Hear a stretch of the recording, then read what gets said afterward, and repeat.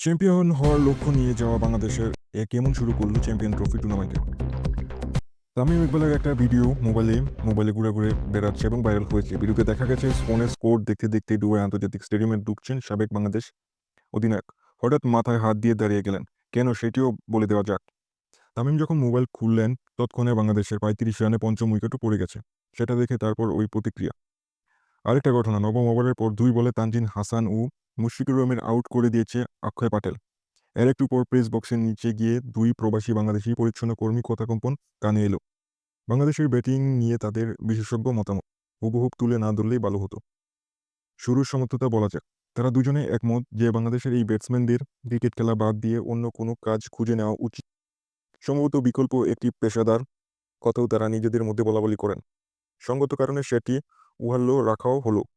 বাংলাদেশের শেষ পর্যন্ত ম্যাচটা হেরেছে ৬ উইকেটে। তানজিম হাসানকে পুল শটে ছক্কা মেরে ২১ বল হাতে রেখে জয়ের আনুষ্ঠানিকতা সেরেছে লুকেশ রাহুল ৪১ রান করে। সেঞ্চুরিতে দলের জয় সহজ করে তোলেন শুভমান গিল, অপরাজিত থাকেন ১০১ রানে। তাসকিন আহমেদের বলে রোহিত শর্মার আউটে ৬৯ রানে উদ্বোধনী জুটি ভাঙলেও আরেক ওপেনার ফিরেছে ম্যাচ শেষ করে। ১৪৪ রানে চতুর্থ উইকেট পড়ার পর ৮৭ রানে অবিচ্ছিন্ন জুটি ছিল গিল এবং রাহুলের। শুরুতে বাংলাদেশের ব্যাটিং নিয়ে যে দুটি প্রক্রিয়ার কথা বলা হয়েছে সেগুলো হয়তো পরে কিছুটা সান্ত্বনা খুঁজে নিয়েছে তৌহিদ হৃদয় লড়কুটো সেঞ্চুরি এবং সঙ্গ নেওয়া জাকের আলীর ৬৮ রানের স্কোরে। নবম ওভারে ৩৫ রানে ৫ উইকেট পড়ার পর ষষ্ঠ উইকেটে ৪৩তম ওভার পর্যন্ত খেলে ১৫৪ রানের জুটি করে।